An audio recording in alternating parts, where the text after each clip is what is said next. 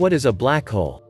Most people think of a black hole as a voracious whirlpool in space, sucking down everything around it. But that's not really true.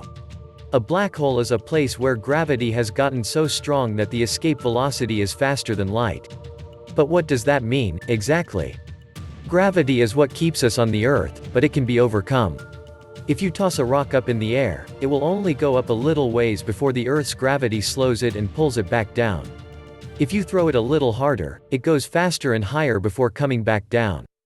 If you could throw the rock hard enough, it would have enough velocity that the Earth's gravity could not slow it down enough to stop it. The rock would have enough velocity to escape the Earth. For the Earth, that velocity is about 11 kilometers per second, 7 miles per second.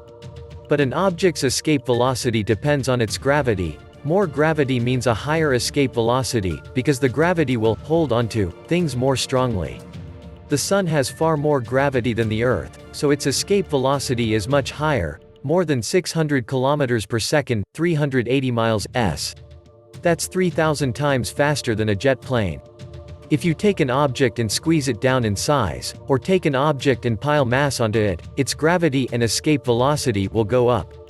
At some point, if you keep doing that, you'll have an object with so much gravity that the escape velocity is faster than light. Since that's the ultimate speed limit of the universe, anything too close would get trapped forever. No light can escape, and it's like a bottomless pit, a black hole.